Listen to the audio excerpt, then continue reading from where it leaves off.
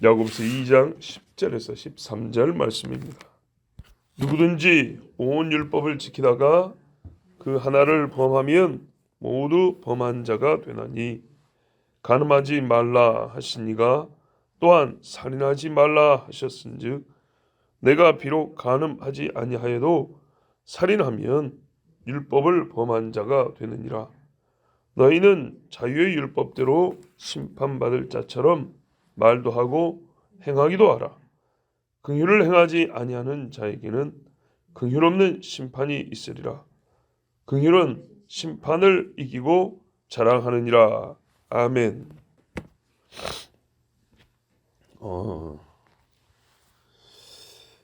누구든지 온 율법을 지키다가 하나를 어기면 다 범한 자가 된다. 예를 들면 간음하지 말라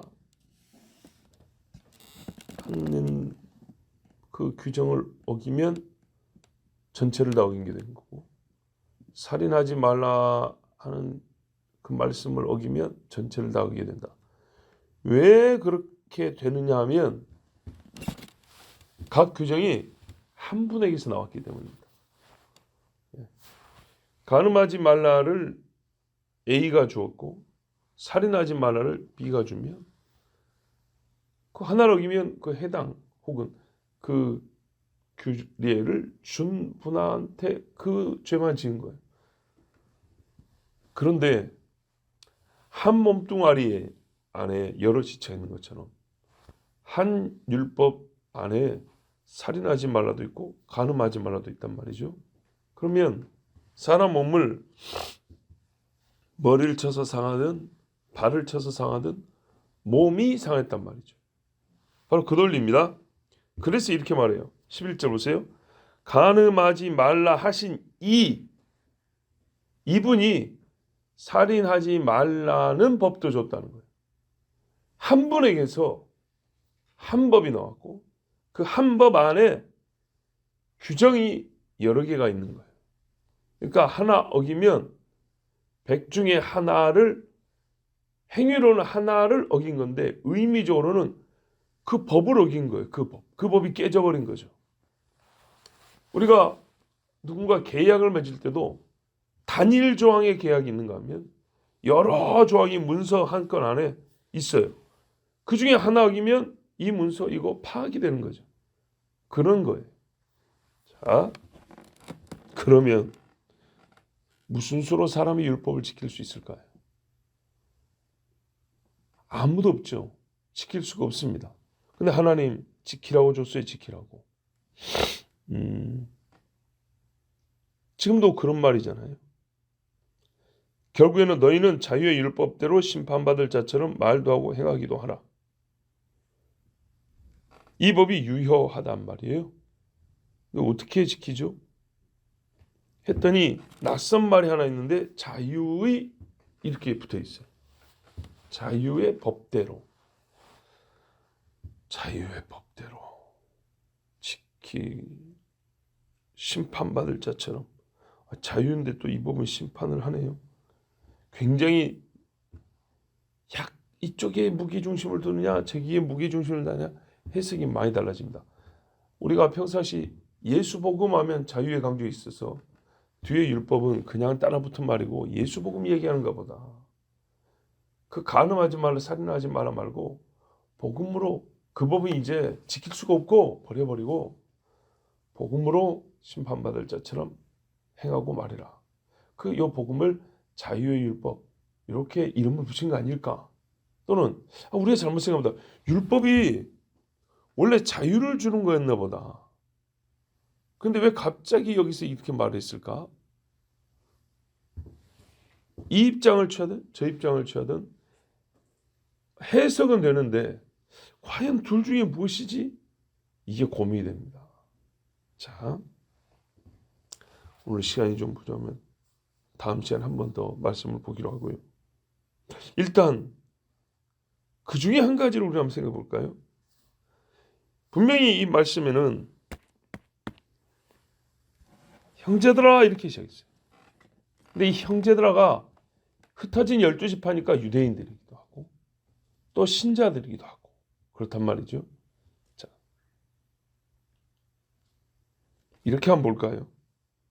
우리가 그리스도 예수로 말미암아 뭘 받았어요? 자유를 얻었어요. 구원을 받고 죄와 사망의 법에서 자유를 얻었어요. 그러니까 너희가 형제들끼리 뭐 말하고요? 차별하지 말라 그랬죠. 근데 이게 재밌습니다. 우리가 예수를 믿을 때 뭐냐면 헬라인이나 야만이나 자유자나 종이나 남자나 여자나 차별이 없느니라 분명히 그랬다고요. 분명히 그렇기 때문에 이 자체가 예수 믿은 성도들에게 주신 말씀이었어요. 그래서 2장에 1절부터 4절, 5절, 6절 쭉 보면 우리가 엊그제 읽은 말씀까지요. 모든 신자에게 적용되는 말이 맞아요. 5절 보세요. 특별히 하나님이 형제들아 세상에서 가난한 자를 하나님이 택해서 믿음에 부요하게 하시고 약속하신 하나님의 나라 그 왕의 나라를 상소하게 하셨다. 이거 그리스도인이 주는 말씀이잖아요. 거기에 덧붙여 줬기 때문에 오늘 이 자유율법대로도 분명히 복음과 관계가 있는 거예요. 즉 교인들에게 주신 말씀입니다. 그런데 이게 그리스도인에게 주신 말씀이구나 했는데 바로 이거를 정리할 때 뭐라 그래요? 8절 너희가 만일 성경에 기록된 대로 내 이웃사랑을 내 몸과 같이 하신 최고의 법 온 율법의 강령이 여기 붙어 있잖아요. 하나님 사랑 이웃사랑 최고의 법을 지키면 잘한다 그랬어요. 잘한다. 보세요. 차별 이야기를 할 때 처음부터 율법을 꺼내놓고 차별하면 안 돼. 율법에 내 이웃을 내 몸과 같이 사랑하라 했어. 이런 게 아니라 형제들아 우리가 보세요. 차별하면 안 돼. 왜냐하면 하나님이 우리를 믿음에 부여하게 했잖아. 표현하자면 복음적 표현이죠. 신약적 표현이죠. 그리고 정리할 때는 왜 그러냐면 처음부터 율법에 너희는 형제를 내 몸과 같이 사랑하라 그랬어. 이렇게 얘기를 했어요. 그러니까 앞선 말씀이 우리식의 말로 복음과 율법을 분리하지 않았고 하나로 묶어놨다고요. 그러니까 이게 자유의 율법이란 말도 자유하면 복음 떠오르고 말 그대로 법하면 율법이 떠오른단 말이죠. 이걸 섞어놨기 때문에 섞어놓은 게 아니라 함께 있게 했기 때문에 이거는 어떻게 해석해야 된다고요? 말 그대로 같이 봐야 되는 거예요. 같이. 무슨 의미냐? 우리가 보면 성경에서 율법을 속박하는 것, 우리를 누르고 있는 것 이런 식의 표현도 분명히 봅니다. 왜 그러냐? 그 사람은 율법에서부터 복음으로 갈 수 있는데 못 간 사람이기 때문에 율법 아래에만 들어있어서 그래. 근데 이미 야고보서가 말하는 형제들은 어떤 사람이에요? 율법도 알고 그 율법을 통해서 예수 그리스도 믿음에 나간 사람이에요. 예수 그리스도를 믿음으로 율법이 무엇이었는지를 이제 다 알게 된 사람이에요. 이 사람들에게 율법은 뭐예요? 억압이 아니고 괴롭게 하는 게 아니라 즐거이 지킬 수 있는 법이 되었어요. 보세요. 우리가 제사를 먼저 드렸습니까? 하나님께 아니죠. 예배를 드렸어요. 예배를. 나와서 제물 안 바치고 내 자신이 먼저 하나님 앞에 예배를 드렸어요. 그리고 창세기부터 읽어보니까 참 읽기 어려운 창세기, 출애굽기, 레위기를 지나가는데 이 말씀들이 어떻게 해요? 변화된 속사람으로 그렇지 당연하지. 살인하지 말라. 간음하지 말라. 도둑질하지 말라. 당연하지. 이렇게 되죠. 근데 예수를 믿고 창세기 출애굽기 레위기를 읽으면서 살인하지 말라. 도둑질하지 말라. 어이구 이거 율법이네. 우리가 왜 율법을 지켜? 이제 살인해야지. 하지 말라는 거 이거 이제 지나간 거니까 도둑질 해야지. 이런 그리스도인이 있습니까? 없죠. 그래요. 오히려 예수를 믿고 나면 이 율법이 어떻게 해요? 항상 말씀드립니다. 기본으로 지켜야 돼 있어요. 기본으로. 왜냐? 이미 이 정도 법에서 넘어갔다 이 말입니다. 끝나버린 사람이라고요. 그러니까 쉬워요. 쉽다고요. 봐보세요. 안식일을 지키라. 일주일에 몇 번 가면 돼요? 한 번. 그럼 지금 여러분 몇 번 나오세요? 10번. 예? 한 번 가면 될 사람들이 10번 나오잖아요. 10번. 몇 대입니까? 그중에 한 번 빠지면은 하나님이 그냥 시궁창 확 쳐박아 버린대요? 아니죠. 한 번 빠질 때마다 집에 문이 한 짝씩 떨어진답니까? 안 그러죠. 왜? 왜 나와요? 그래도 목사 혼자 했으면 미안하잖아. 뭐 그런 것도 있고, 또는요, 그보다 더 앞선 거는 하나님 앞에서, 그 뒤에 뭔 말이 붙겠지만 결국에는 내가 하나님 앞에서 주의 교회를 생각할 때, 뭐 이런 말로 설명이 되잖아요. 그거 안 하면은 다리가 부러진대요? 그랬으면 전부 다 병을 입원했겠네 지금. 그러지 않죠. 자유롭지 오잖아요. 그 자유의 마음이 나로 하여금 교회를 더 가게 하잖아요.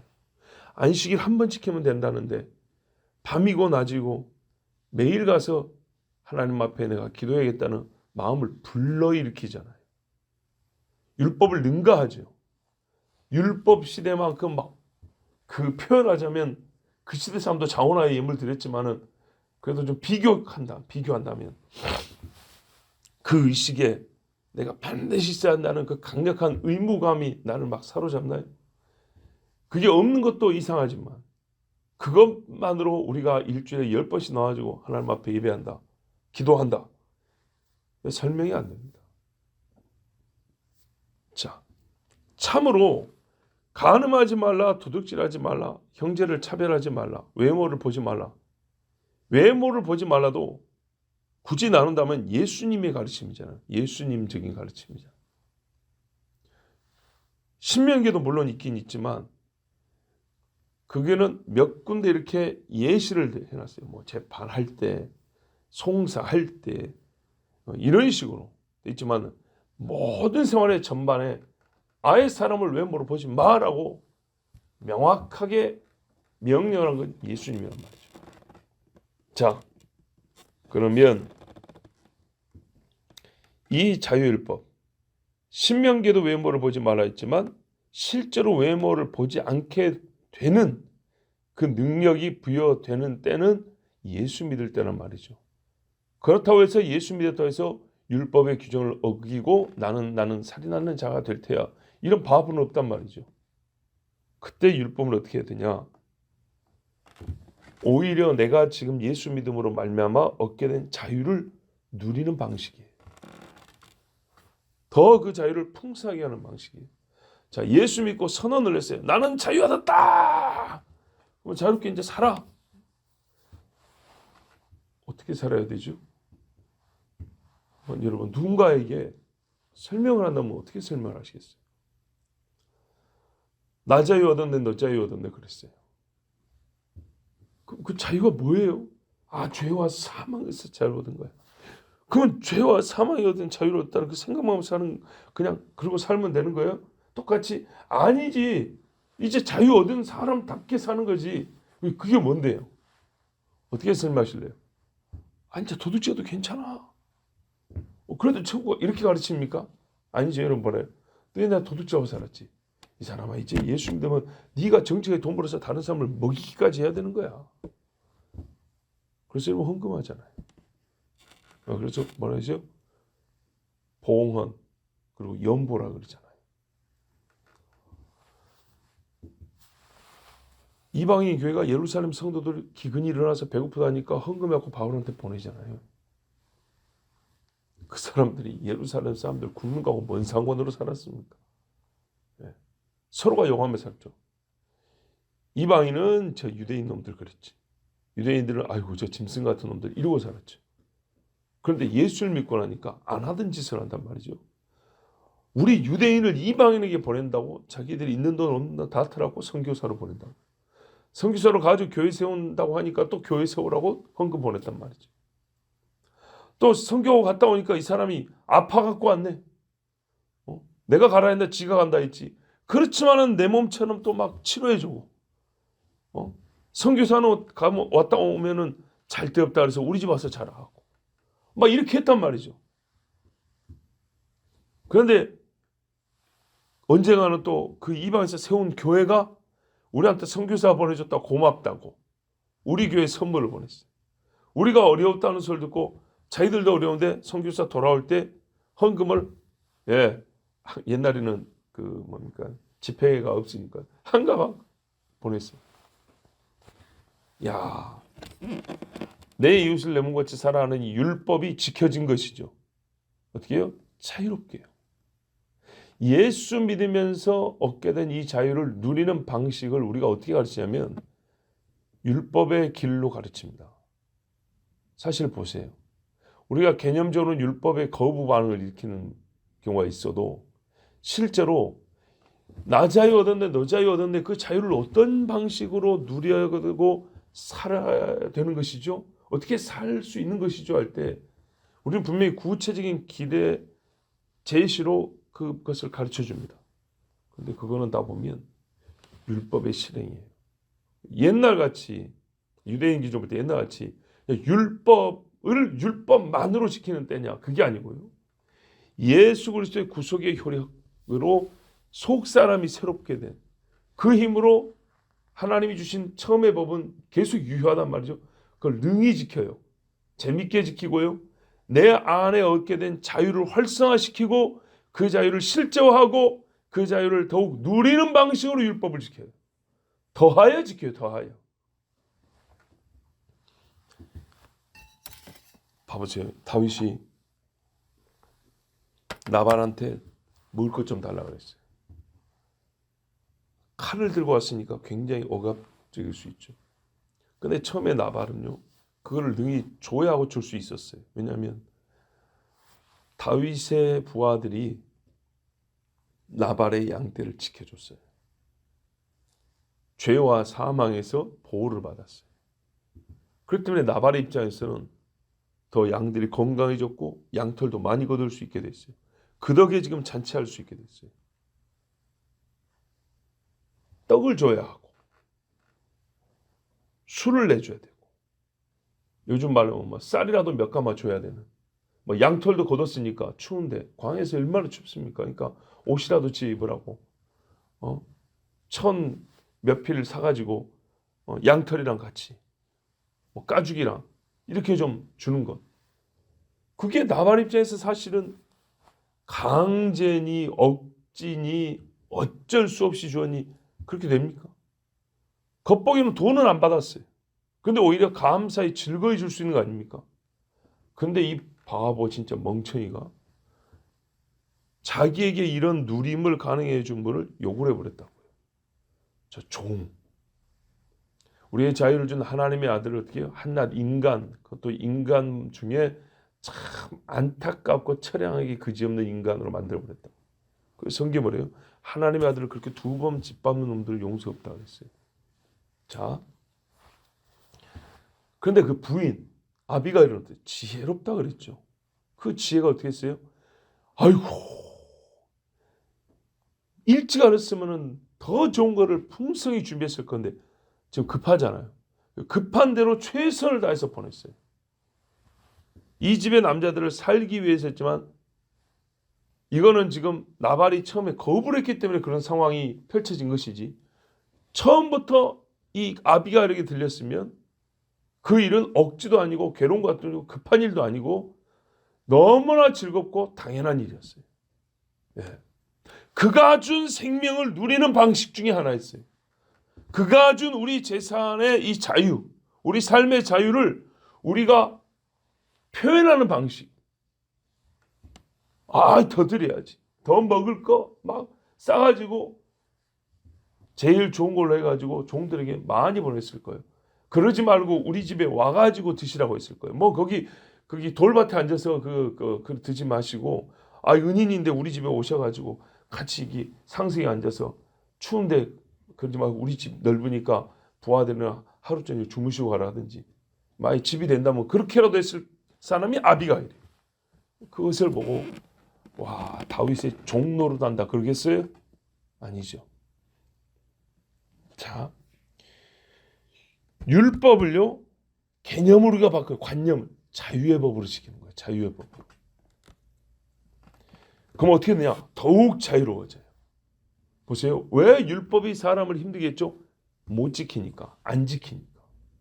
그런데요, 자유의 법으로 지키면 더 잘 지켜집니다. 잘 지켰는데 어째 그 법이 힘들겠어요? 즐거이 지켜지는데 어찌 그 법이 나를 죽이고 사망으로 끌고 가고 괴롭게 하는 법이 되겠어요? 지키면 지킬수록 더 좋죠. 우리가 어릴 때요, 부모가 뭘 말하면 하다가 어쩐 일인지 그날은 시킨 것보다 더 할 때가 한 번 있어요. 기분 좋던가요, 안 좋던가요? 좋죠. 또 칭찬 들으면 막 더 하고 싶은 마음이 있고 뭐 좀 더 시켜줬으면 막 그럴 때가 있어요. 어쩌다가 그럴 때가 있어요. 자, 그때 그 경험을 한번 생각해 보세요. 그게 늘 있는 게 신앙인의 삶이라고요. 늘 가능한 게 하나님의 법이라고요. 자유를 행사하고 실제가 되게 하는, 또 더 풍성한 자유의 삶을 살게 하는 법이 율법이고, 그렇게 율법을 활용하는 거예요. 예. 이스라엘의 정체성 유지 정도로만 율법을 쓰는 게 아니라 자유의 최대 활성화가 가능하도록 율법의 활용 용도가 있었어요. 예수 믿는 사람이 정말 예수 믿는 삶을 살도 때인데 최대치로 예수 믿는 사람으로 살 수 있게 하는데 그걸 가능하게 하는 법이 율법이었어요. 율법의 용도로서 우리가 그 자유의 법의 용도를 몰랐던 거예요. 근데 참으로 예수를 알게 되고 성령의 감동을 받으면 율법을 자유의 법이라는 용도로 쓸 줄 알게 돼요. 그런데 그 자유의 법을 자유롭게 누리지 못했기 때문에 그 법대로 심판을 받아요. 어떤 건요, 억지 내지는, 아니 보세요, 단순 명령이 있어요. 단순 명령, 해라 하지 마라, 그래요. 하라 하지 마라. 그래서 그걸 했기 때문에 상 받고 하지 않았기 때문에 벌 받아요. 이게 그냥 단순 명령의 법이에요.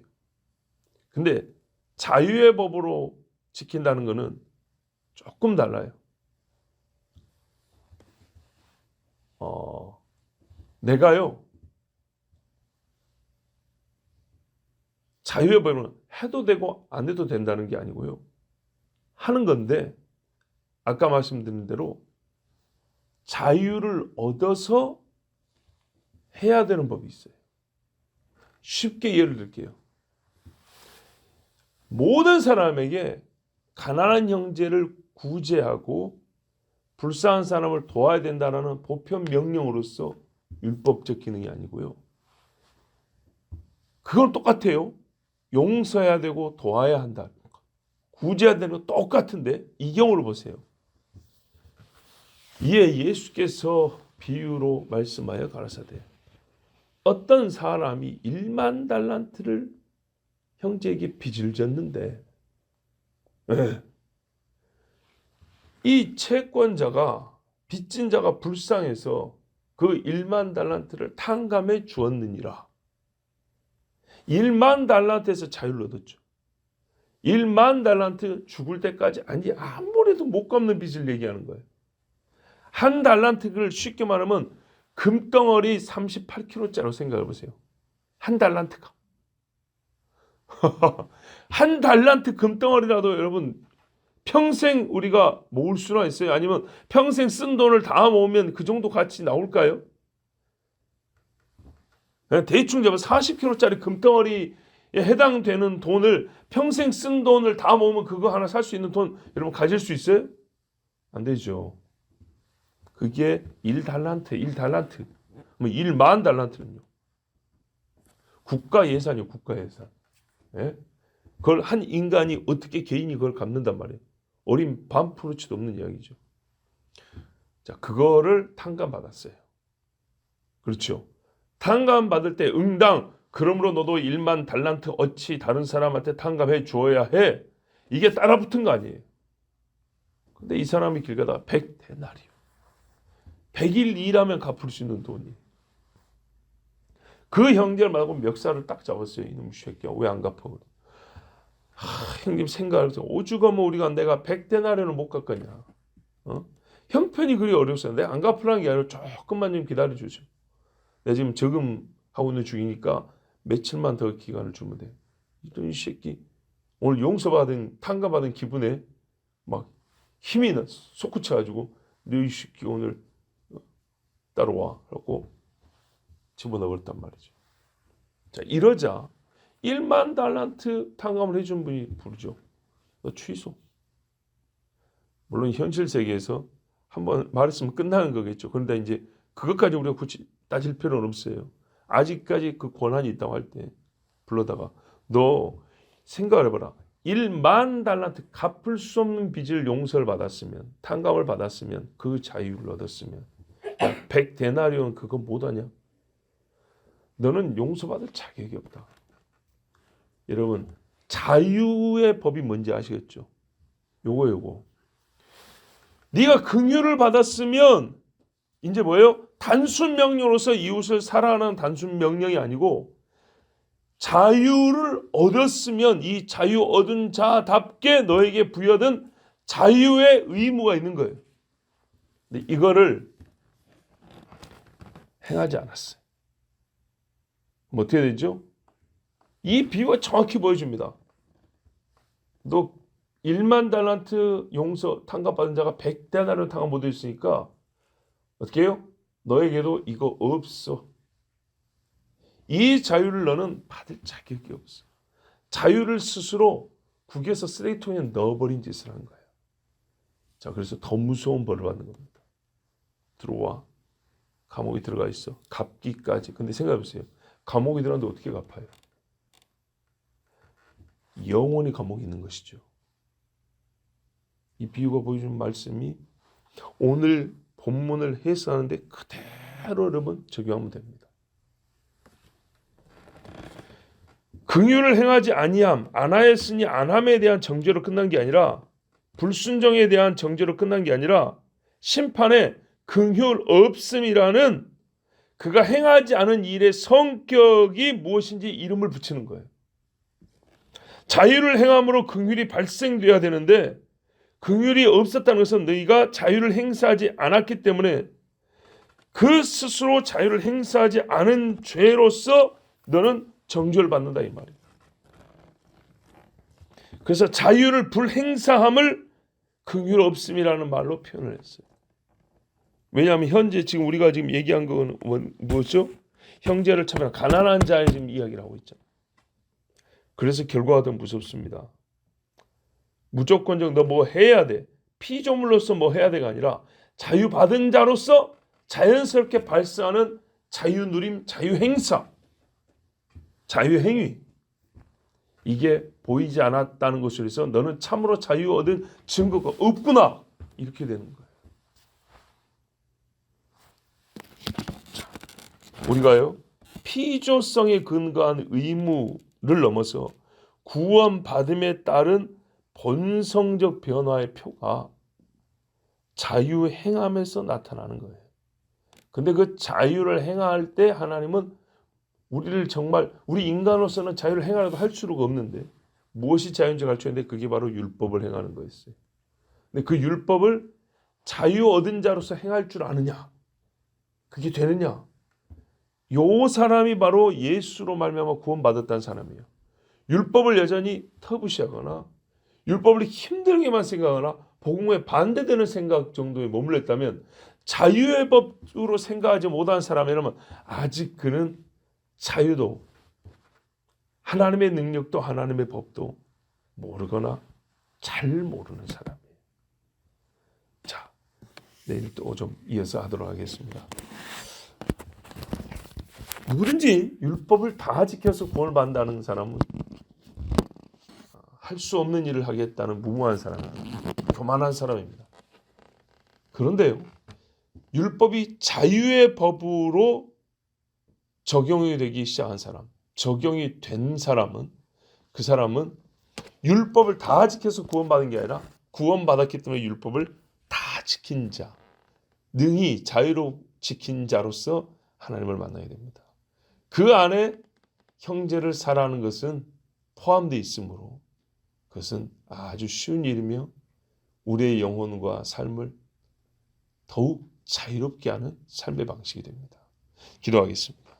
하나님 아버지 감사합니다. 오늘 주일에 자유케 하시는 성령을 따라 자유의 마음으로 주님 앞에 나왔습니다. 하나님은 우리를 늘 자유케 하시되 자유가 무엇인지 알지 못한 우리에게 가르쳐 주셨습니다. 무엇이 더욱 자유롭게 자유를 누리는 삶이 되는지 우리는 알지 못하지만 하나님 말씀해 주셔서 그렇게 살도록 또 인도해 주셨습니다. 아버지 하나님, 오늘 주일입니다. 옛적 이스라엘 사람들이, 유대인들이 포로 중에서 돌아온 다음에 자유를 얻은 다음에 그들이 여호와의 말씀으로 기뻐하며 힘을 얻었다 했습니다.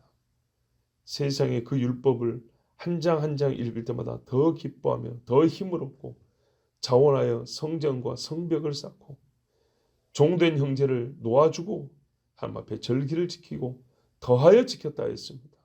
7일 절기 힘들다. 아니 안식일도 힘들다고 했던 사람들이 7일 절기에 7일을 더하여 지켰습니다. 자유의 법을 누릴 줄 아는 자들이었습니다.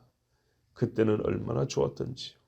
지금도 아버지 하나님, 이제는 복음조차도 무겁다고, 예수의 멍에조차도 무겁다는 사람이 많은 이때 우리가 성경 전체를 자유의 법으로 지킬 수 있도록 우리의 속사람을 새롭게 하여 주시옵고, 성경 전체가 자유 누림의 방식과 자유를 더 풍성케 하는 하나님의 선물임을 알고 오늘도 즐거이 주를 찬송하고 하나님 앞에 헌신하여 노래하는 복된 하루가 되게 하여 주시옵소서. 예수 그리스도 이름으로 기도하옵나이다. 아멘.